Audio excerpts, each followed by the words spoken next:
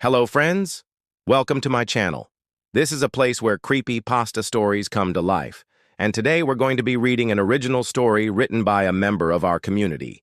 So let's jump right into it. When I was 11, I noticed her for the first time. A girl about my age standing in the upstairs window of the abandoned house across the street.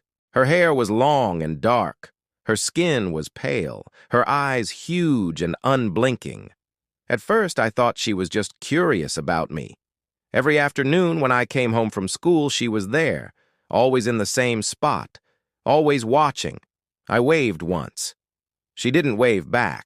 She just tilted her head like she was studying me. I told my dad, but he said the house had been empty for years.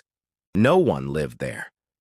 He laughed it off, but after that night, I stopped finding it funny because she started moving closer. At dusk, she wasn't in the upstairs window anymore. I'd see her behind the broken blinds in the living room, or peeking through the cracks in the door, always watching, always silent. One night, though, I woke to the sound of tapping on my own window. I pulled back the curtain, and there she was, the same pale face, inches from the glass, eyes wide, lips stretched into a grin that looked too big for her face. I screamed, and my dad came running. But when he looked, there was nothing there. The next morning, the house across the street was boarded up. My dad swore it had been that way for years. He said I must have been dreaming, but I know what I saw. And last night I saw her again. Not across the street, not outside, inside my room, standing at the foot of my bed. I stared at her, speechless. She didn't seem to mind that I was looking at her. She just kept smiling. That same smile that had seemed so creepy before. Now it was just unsettling. It was like she was waiting for me to say something. So I did. "What do you want?" I whispered. She didn't answer. She just kept smiling and tilting her head. And then she took a step closer. I don't know how long we stood there. It felt like hours, but it might have only been seconds. I couldn't move. I couldn't speak. All I could do was watch her take another step closer, her smile getting wider and wider until her face was inches from mine. And then she leaned even closer and pressed her lips against my forehead.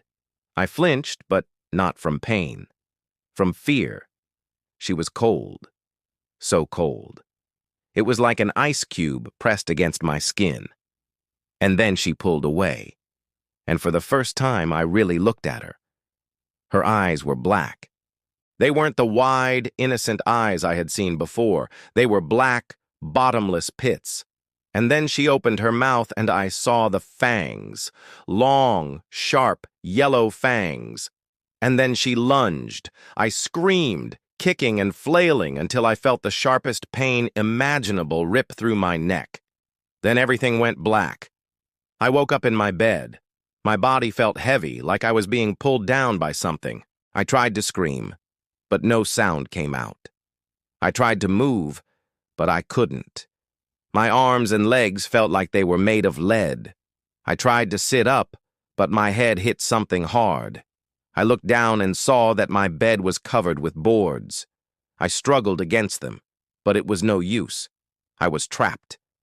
Then I heard a voice in my head. It was the girl's voice. She sounded happy.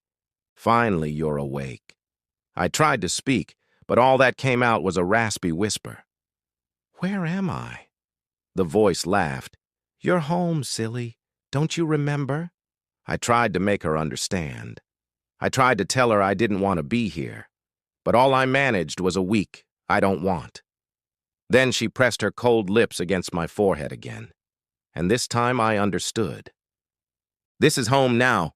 Forever.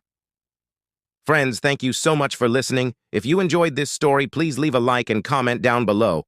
I'll see you next time.